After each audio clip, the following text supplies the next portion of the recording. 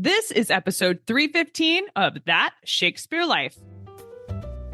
Just like the work of William Shakespeare, That Shakespeare Life is made possible by listeners just like you who sign up to be our patrons. Join us today at patreon.com/thatshakespearelife and stay tuned after the episode for even more details. Hi, I'm Lauren Lipa, Assistant Teaching Professor of Game Studies at Penn State Erie Barron College. Another great method for studying the life of William Shakespeare includes listening to this. It's That Shakespeare Life with my friend Cassidy Cash.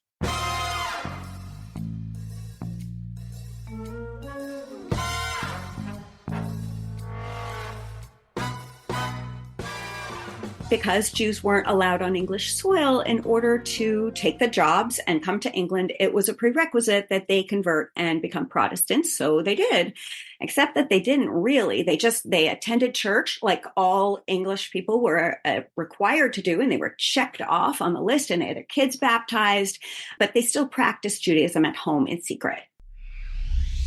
Welcome to That Shakespeare Life with Cassidy Cash. Cassidy believes that if you desire to successfully learn or perform Shakespeare's plays, then understanding the real life and history of William Shakespeare himself is a must. That Shakespeare Life is the podcast that helps you go beyond the curtain of some of Shakespeare's most iconic works and explore the world of early modern England as Shakespeare would have lived it, learning from the writers, historians, and performers who know it best.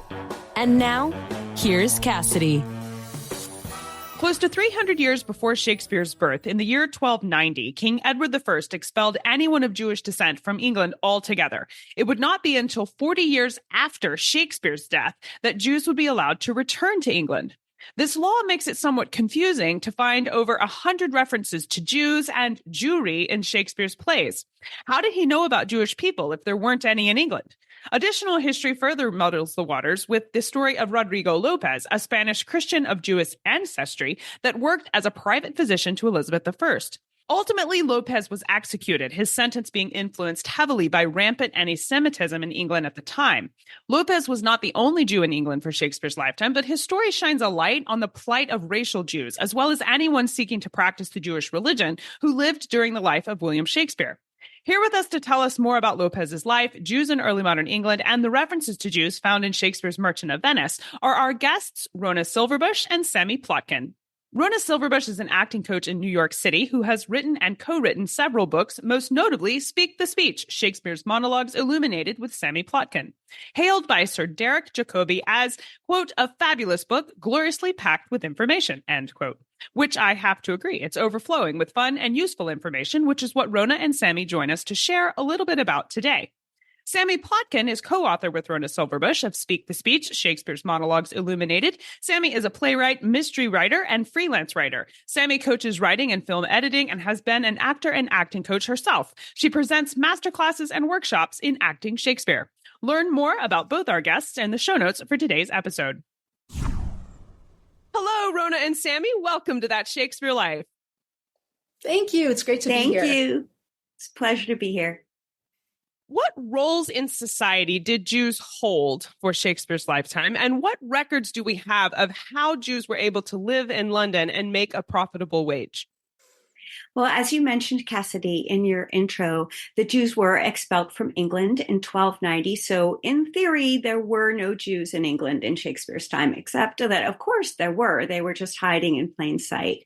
So the Inquisition in Spain and Portugal brought many who converted to Christianity to England, where, yes, you had to pretend to be a Christian, just like you would have back at home, but where at least if they discovered you were faking it, they wouldn't burn you at the stake.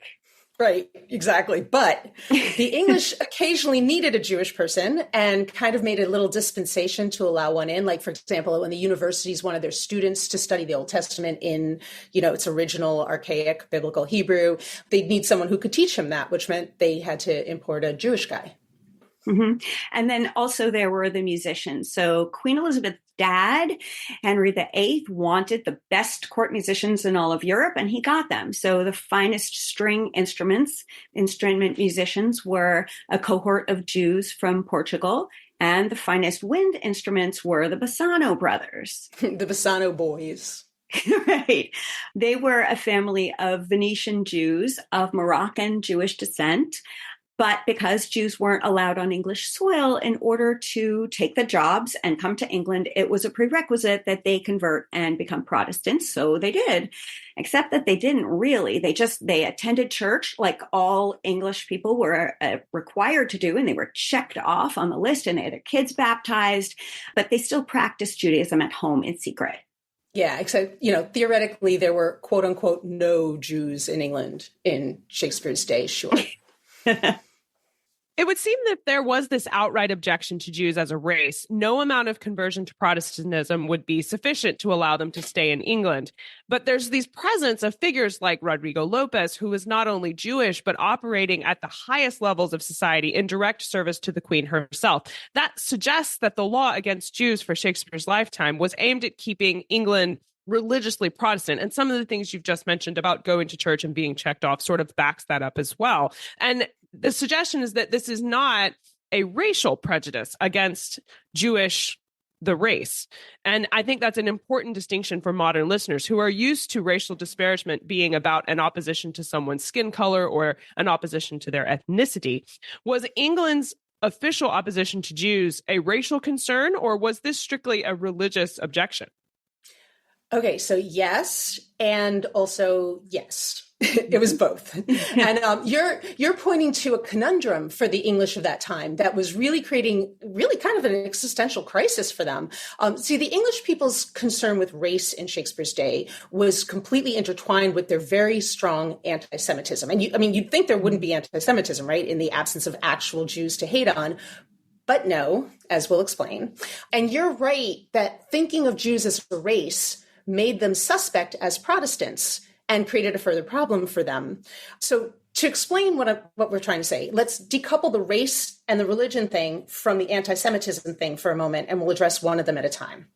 So it's important to factor nationalism into this too, and to understand the English completely conflated their nationalism with their religion. And a great example of that is like the fact that they believed in divine right? They believed that God put their rulers on the throne. So that's an example of right there of how like their nationality was just inseparable from their religion. And because England was an island, it felt very self-contained to Shakespeare's contemporaries.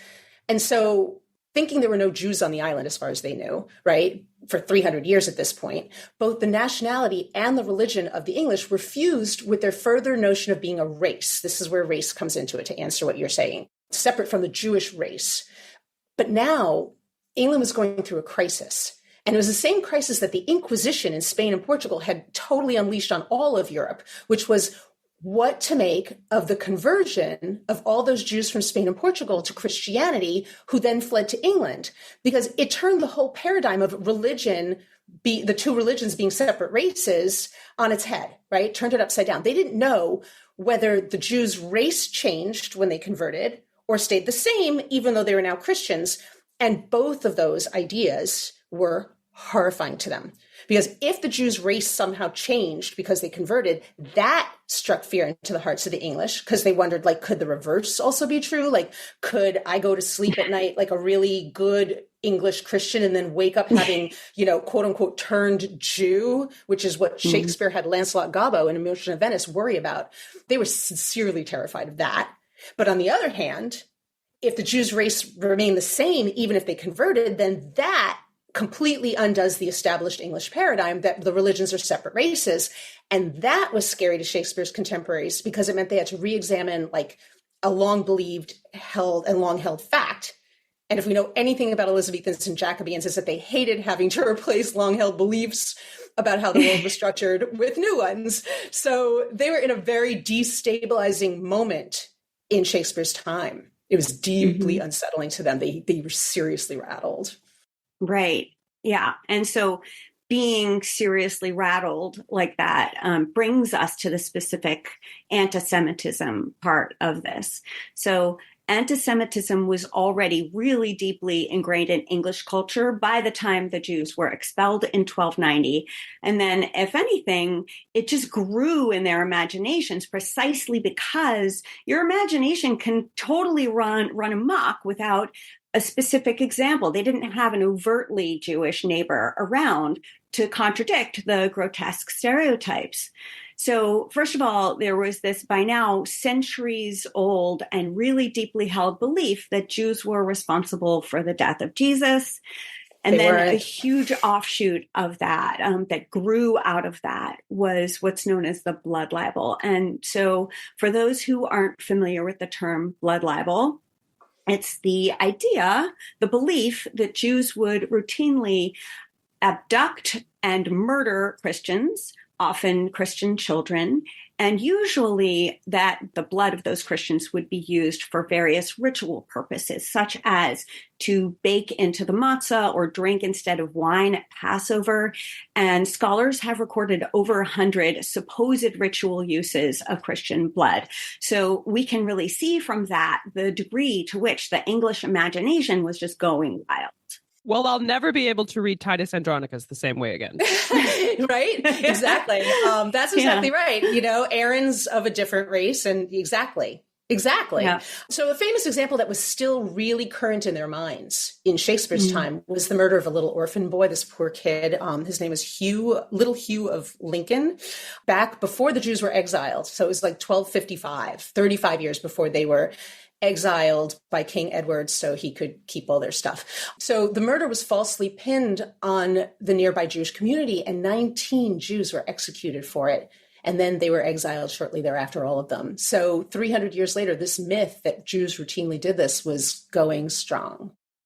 Roderigo Lopez is a prominent example of a Jew who managed to do well in England, working as a private physician to the Queen of England. And he wasn't necessarily a secret Jew because this was known about him. And after he becomes a physician, Lopez was accused of being this converted Jew, that he was a Christian, but secretly practicing Jewish religion behind the scenes. And ultimately, Rona and Sammy point in their work to research that includes the Earl of Essex accusing Lopez of trying to poison the Queen.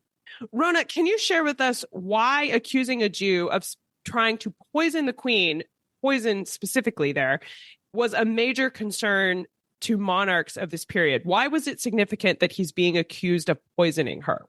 Okay, so I want to just say we don't actually know if he was still a Jew in his heart or a true convert, because his family had converted when he was still a child. But because he was of Jewish origin, that was good enough in the minds of the English, just to clarify that. And what you're really rightly pointing to, Cassidy, is that Essex's accusation fit what had become a popular trope at the time, which was that Jews were fond of going around Europe poisoning royalty. Connecting the dots to what Sammy was just explaining, that trope about Jews poisoning royalty, of course, is just another variant on the theme of blood libel. Exactly. And so Lopez was, of course, he was not trying to poison the Queen. And that's a long story, but really, like, his main crime was just that he became a favorite of the Queen. And Essex was really protective of his position as the favorite. So he was very unhappy about that. And as Rona said, you know, Lopez had converted, well, his family converted while he was still a child and before they even came to England. So we don't even know, you know, he may have really been sincerely a Christian at that time, but it didn't matter either way. Essex, because of the blood libel, he was able to play that card, and he got Lopez convicted and sentenced to death. Right. And then to your point, Cassidy, when he's up on the platform at his public execution, right before he's hanged, drawn, and quartered, Lopez proclaims his innocence, and he says, "I love my Queen as I love my Lord and Savior, Jesus Christ." And the crowd just went bananas. I mean, they jeered, they started shouting, "Hang the Jew, hang the Jew." So and Queen Elizabeth did not want him killed. She really, well, first of all, she believed him to be innocent. And also now she has to get a new physician in chief. And she didn't want to sign that death warrant. Yeah, she was really bummed about the whole thing. Plays like Marlowe's Jew of Malta and Shakespeare's Merchant of Venice demonstrate an interest in Jews for popular storytelling. Rona and Sammy, are these plays influenced by Lopez's story directly? And were plays about Jews a hot topic for performances during this period? The Jew of Malta was written by Christopher Marlowe a few years before the Lopez affair, actually. So he wrote it in 1589 or 1590, and Lopez was executed in 1594. So, and in fact, Marlowe himself wasn't alive when Lopez was executed. He had already been stabbed in the eye the year before in that famous tavern brawl. But Philip Henslowe, who is that famous theater impresario and who owned Marlowe's play at the time that Essex framed Lopez, he knew a cash cow when he saw one. So he revived the Jew of Malta and just cashed in on this anti-Semitism that flared up around the Lopez affair.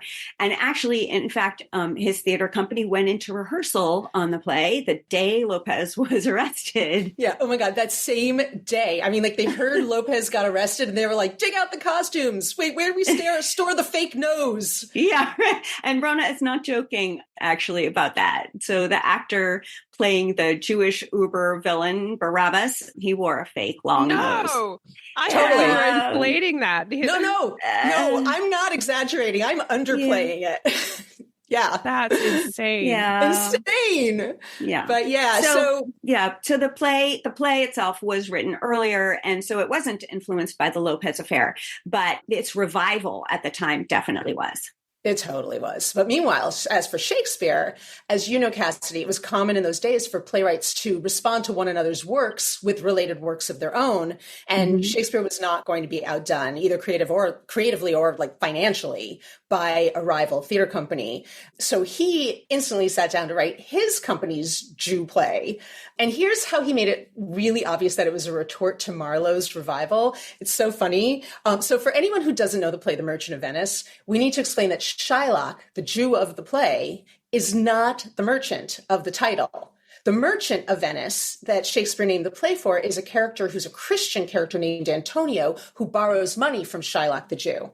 So, in fact, Antonio's that one that Shylock famously wants to extract a pound of flesh from, which, of course, side note, if you don't recognize it by now, is that that's once again an example of, say it all with me at home, blood libel. But I digress. The point is that cleverly, in response to Marlowe's The Jew of Malta, Shakespeare basically entitled his play The Christian of Venice, which is, him. That's so Shakespeare. So to answer your question, the Lopez affair inspired a revival of the already written play by Marlowe, The Jew of Malta, and then the financial success of the revival of The Jew of Malta, in turn, inspired the writing by Shakespeare of The Merchant of Venice. Mm-hmm. Rona and Sammy's work talks about the surprising contrast between Shakespeare's portrayal of Jews in Merchant of Venice versus Marlowe's rendition of Jews in The Jew of Malta, pointing out that Shakespeare's monologues defends Jews, and the ending of the play is ultimately a happy one, with the souls of the characters being saved. Rona and Sammy, what do these details reveal about the time period when Shakespeare was writing these plays? And is Shakespeare's portrayal contrary to popular opinion at the time? So it's interesting to contrast, actually, what Shakespeare did with his Jewish character versus what Marlowe had done with his. So Marlowe's Barabbas was quintessentially evil, and he had his fortune taken from him. Then he wants revenge. So he goes on a rampant murder spree. He even kills his own daughter. And so audiences were very happy to see him die painfully in a vat of boiling oil at the end of the play. On the other hand, Shakespeare gave Shylock a much stronger reason to hate the Christians. So not only are they horrible to him in the moment of the play, but we learn that they have been outright persecuting him for years before the play happens. So, which for the record still does not excuse his actions, but Shakespeare is giving Shylock a strong motivation for his hatred and saying it's a normal human feeling that he would have under these circumstances, which he says in his famous speech. And so that is a little step forward in recognizing the humanity of Jewish people. And so in keeping with this, rather than boiling Shylock in oil at the end, Shakespeare gives Shylock what his audience would have considered a happy ending. His life is spared, and his sentence for seeking the death of Antonio includes the requirement that he convert to Christianity. So happy ending for the Elizabethan audience. They would have loved that. And also, we can contrast the daughters because Barabbas's daughter gets whacked by her evil dad, right? And if you contrast this with Shylock's daughter, Jessica, who doesn't get killed by her own dad, she's a sympathetically written character who elopes with a Christian early-ish in the play and thus has already converted by the time Shylock has to, so as Sammy said, by the end of the play, both of these souls are saved, huzzah, happy ending. Happy ending. Like you made a good point, Cassidy. So all of this kind of points to the suggestion that although Shakespeare may have held his contemporaries' views about Jews, he was a person of his time, he also seems to have been more progressive in his thinking than his contemporaries were. Yeah, I agree, Sam. I think that, Shakespeare, he wanted to try to understand Shylock's experience of being persecuted. He didn't just want to write a stock Machiavellian character like Marlowe's. Yeah. And that is one of the many things that Rona and I love about Shakespeare, that he just had empathy for every kind of person, which meant that he was brilliant at writing every kind of character. It's really surprising in that play to me that he's able to get away with that much positivity and support for the Jewish people and this kind of compassion that he shows. It definitely seems to fly in the face of what you're describing as the societal norm for that time period. So I think that was an expert balancing there of the various forces going on in the culture at the time. Right. But although, our contemporary productions, like we are accustomed to seeing contemporary interpretations, which feel more positive because of decisions that directors have made. Whereas what you would have seen in Shakespeare's time was, a different type of interpretation that would have felt different to the audience at the time. Like it wouldn't have felt as radical, right? Yeah, not as all we the way understand. to Al Pacino, right? Part of the way to Al Pacino, but not all the way to Al Pacino. But not all the way, right? Still acceptable and fulfilling within what their beliefs were, and a big moneymaker. Now, Merchant of Venice provides an obvious example of the early modern perspective on Jews. And as you pointed out, it can be labeled Shakespeare's Jewish play in response to the Jew of Malta. And it does. It contains tons of references to Jews, but it's hardly Shakespeare's only play to mention Jews. There are references to Jews and the word Jewry in Antony and Cleopatra, Henry IV, Part 1, Henry V, Love's Labour's Lost, Macbeth, Merry Wives of Windsor, Midsummer Night's Dream, Much Ado About Nothing, Richard II, and Two Gentlemen of Verona. And that's just what I was able to find with a basic search putting this interview together. There may be even more examples than that. All of these references to Jews raises the question of whether secret Jews were personal for Shakespeare. Is there any evidence to suggest William Shakespeare may have had personal connections to Jews living in London? Okay, so, the first thing that pops to mind in response to your question is something that came up in a way in the last one, which is that he also was of his time, right? He was progressive, and I think he pushed people forward, but he also was of his time. So the references that you mentioned from those other plays are references by and large casually to the people saying that they're being heretical, right? So when Shakespeare's characters say, if I do X, Y thing, Z thing that I don't want to do, I'm a very Jew, right? Which are what those kinds of references are that you're referring to. The characters are saying they'd be acting in a way that's the opposite of their normal good character and their normal inclinations. And, that's a prime example of how the English of Shakespeare's time, they didn't even need to know Jews to have their stereotypes of them. And this is where that comes out very casually, But you ask a really good question, Cassidy. It's like, which is one of those fun things to do, to think about, Shakespeare's actual life. Might Shakespeare It's kind of what we do here. Exactly. Right. Which exactly. is, and it's important to do. I think it's important, as you say, like for actors to know in order to be able to understand the context in which he was writing and understand what his characters are even talking about, right? Even like here, they wouldn't know that what I'm a very Jew means if they don't understand the attitude towards Jews, right? So the question, though, is might Shakespeare have had any personal connections to Jews living in London that he knew were actually practicing Jews? That's like the interesting intrigue question to contemplate.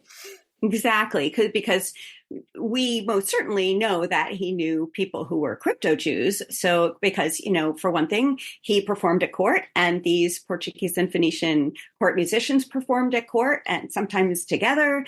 But so did he know that anyone he knew was still a practicing Jew? That's the real question. And our sense is that he probably did. And one possibility that has recently been really popular is this. If your listeners know much about Shakespeare's sonnets, they will know that he wrote a bunch of them about a quote unquote dark lady with whom he was having an affair. And so, that is if the sonnets are taken as truth, which some people say they might have been fiction, but Rona and I have talked about this, and we both kind of feel that they're too intimate, personal, and raw to have been fiction. So definitely, if they're taken yes, as truth. Then so a current popular guess as to who the dark lady of the sonnets might have been is a young woman named Emilia Bassano Lanier. So yes, the daughter of one of those Bassano boys that we were talking about earlier, the ones who are the wind instrument players who came from Venice and conveniently converted to Christianity to accept that gig for Henry VIII's court musicians. So, it's a chain of ifs. If the Bassanos did continue to practice Judaism, which we think they did, but then if they also raised their kid in the Jewish tradition, and if Emilia was indeed the dark lady of Shakespeare's sonnets, well then, yeah, Shakespeare knew at least one Jewish person quite intimately. Yeah, very intimately. But of course, that's all conjecture, right? Right. But whether he knew Amelia or not and knew her intimately, Shakespeare's more nuanced and complicated Jewish characters that we were just discussing, I think they speak to the idea that Jews weren't just an abstraction to him. He was really a brilliant observer of the people around him. And, he was like sort of taking notes all the time on them, right?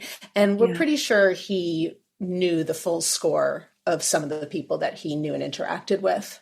Yeah. And we can't ever know for sure, but yeah, it would shock us if he didn't, really. Yeah. I mean, we don't have all of the, as I say, I think numerous times on the show, we don't have affidavits for these things where we can say, definitely we can prove this, but certainly he was knowledgeable. We can say he was knowledgeable about the Jewish faith and the Jewish practice and the Jewish race. So, I mean, he knew enough to do all of the prosthetics. I think that's just, I can't get over the news.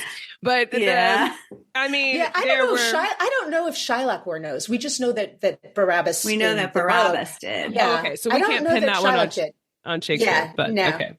Well, anyway, he researched it somewhere. So it's nice to know that whether he knew someone personally or not, we can't say that he knew what he was talking about when he wrote these characters. For sure. Now, I know we would love to learn more about this topic. And as the experts researching Jews in England for Shakespeare's lifetime, what can you point us towards in terms of books or resources we should explore if we want to learn more about what we've heard today? Okay, so obviously our first reference is going to be our book, Speak This Speech. Oh, I think Rona has it on the shelf there. I do. And it's chock full of fun factoids that contextualize Shakespeare's plays and the characters and stories also. And we completely agree with you, Cassie, that for actors to best perform his work and also for audiences to best understand it, they need as much context as they can get. So that was something we were really determined sort of to tackle and provide for actors in our book. And we also recommend James Shapiro's book. It's Shakespeare and the Jews. It came out with a 20th anniversary edition in 2016. And, today we can only just begin to kind of scratch the surface of a discussion of this whole topic. And James Shapiro goes into a great deal of depth about it in his book. Yeah. And then Smithsonian Magazine has a great article. It's 400 years later, scholars still debate whether Shakespeare's Merchant of Venice is anti-Semitic. So that's a mouthful, but it's a good article. And we also like two articles from Folger's Shakespeare Library. The longer one, I'm going to mangle the names of the authors, but it's The Merchant of Venice, A Modern Perspective. Oh, no, not that one. That's Professor Alexander Leggett of the University of Toronto. And the short one is the one I'm not going to pronounce right. It's about Shakespeare's The Merchant of Venice by Barbara Mowat and Paul Werstein, I think is how you pronounce those. Rona and Sammy's book is such a great guide for actors of Shakespeare's plays in particular. So I definitely support you checking that out. Thank you. And the other books that they've mentioned here are wonderful places to start your research on this topic as well. I'll link to in the show notes for today's episode all of these resources so you can go there directly. In the show notes, you'll also be able to find more information about our guests, direct links to their work, and a list of resources you can use to learn more about Jews in England and Amelia Lanier and all of the Bassano Boy links that you can enjoy. So definitely go there. If you're inspired by what you've learned this week and want to explore the play Merchant of Venice and perhaps Titus Andronicus through the lens of Jewish history in modern England, I encourage you to see these plays in performance. So I will place links to where you can watch the show notes for free on YouTube in our show notes today, as well as links to related podcast episodes where we explore sort of tangential rabbit trails related to today's episode as well. So make sure you go there to find all of these things. They are at CassidyCash.com/episode 317, and I will remind you of that URL later in the episode. We ask everyone this next question here at That Shakespeare Life, Rona and Sammy. What is the one book you would take with you on a deserted island? My friends in England tell me I'm supposed to allow you the complete works of Shakespeare and a copy of the Bible. So your choice would be in addition to those, and you may both each select a desert island book. Okay, so I have to ask, because I'm a total geek, do we get to pick the editions of the Bible and the complete works? Yes. Because otherwise I'll probably go insane on the desert island even sooner than most people would. So, yes? Good. Yes, okay. Absolutely. Yes, specify Thank editions. You. Okay, that's a relief. Apart from those, I could give a lot of different kinds of answers, but I'm going to pick E.L. Doctorow's Ragtime. I think Doctorow, when he wrote it, he went out on a huge stylistic limb, and I think it paid off enormously. I think he has Shakespeare's sense of rhythm of words, and he managed to actually infuse the novel with the syncopated sort of rhythm and feeling of ragtime music, which I think is an astonishing accomplishment. I think there's not a single superfluous word in that novel. I just think it's just about as perfect a piece of writing that isn't Shakespeare as a person can find. And that's coming from a Shakespeare buff. So Ragtime. Yeah. So, I agree with Rona about Doctorow, and I'm going to call her on my cell phone and ask her to read it to me from my island. Done. And also, I'm going to also insist on choices in the editions. I would like some dispensation of my own. The Oxford English Dictionary is actually one work, but it comes in 20 volumes. Can I have the whole thing? Yes, you may. I've actually allowed encyclopedia sections before. So now she tells us. The options are broad. And also, can I have some, just some paper and some pens? Just, for writing. She'll get back to us. I love the assumptions people make about our desert island situation. One day I'm going to write down. My bags are packed. Yes, all the things. Can I have my suitcase too, please? So I said to Rona, we were talking about what are we going to choose, and I said, I think I know the right thing to choose is a survival guide, because I will not survive one night on a desert island. Practical, yes. Yeah, I don't know. Okay. I'd rather I can safely say that no other guest on That Shakespeare Life has selected Ragtime. So I think between that and your survival guide, your paper, and your whole collection of books there, you will be well set up on your desert island. So I think you'll have a delightful time there with those. Still not looking forward to it. So what's next for you? What are you working on now that you're excited about? Oh my gosh. So we're really excited that we are working on another Shakespeare-related writing project together. And this one is radically different from Speak the Speech. It's a television series, and it's set in Shakespeare's London, and Shakespeare is a character in it, but he's not the main character. So we're having a lot of fun. That does sound like fun. We'll look forward to seeing the next installment of The Greatest Project coming from Rona and Sammy. Thank you both so much. This has been a mountain of a topic to cover here today, and I appreciate you joining us to break it down and share with us the history behind what was going on with the Jews in Shakespeare's plays and how that related to the Jews in 16th and 17th century England. This has been a really fun conversation to have with both of you, and I appreciate you being here. Thank you so much for having us. What a delight. Really a delight. Thank you. We've covered several resources about the history of Jews in England for today's show, and we have gathered them all together in a helpful list that we've packed into the show notes for today. You can find this at CassidyCash.com/episode 315. While you're there, if you would like to go even further into the history of today's topic, I invite you to expand our detailed show notes using the Become a Patron button. You can either use that button to log in as a patron, or you can join us as a patron, and it expands all the insider extras right there on the page. This week, you'll find illustrations of Roderigo Lopez, a family portrait of the Bassano musicians, some 16th century images and primary documents that explain blood libel a little better and further, more information on Amelia Lanier, and more. All of these extras are right there in the show notes for today at CassidyCash.com/episode 315. That's CassidyCash.com/EP315. That Shakespeare Life is made possible by listeners just like you who sign up to be our patrons. To say thank you for supporting our show, patrons not only get access to the research that goes into each episode, but they also get bonus episodes and the opportunity to submit questions for an upcoming interview.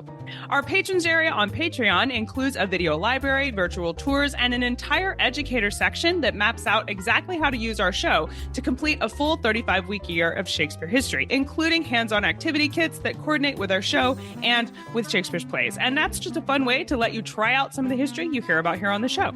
Find out more, explore all the extras, and sign up today at patreon.com/thatshakespearelife. That's patreon.com/thatshakespearelife.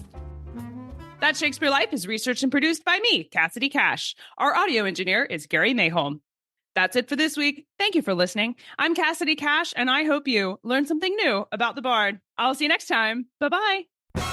Thank you for listening to That Shakespeare Life. As always, the best conversations happen after the episode over at CassidyCash.com. Become a part of a vibrant Shakespeare conversation by adding your voice over at the website. Until next time, remember, when you want to know William Shakespeare, you have to go behind the curtain and into That Shakespeare Life.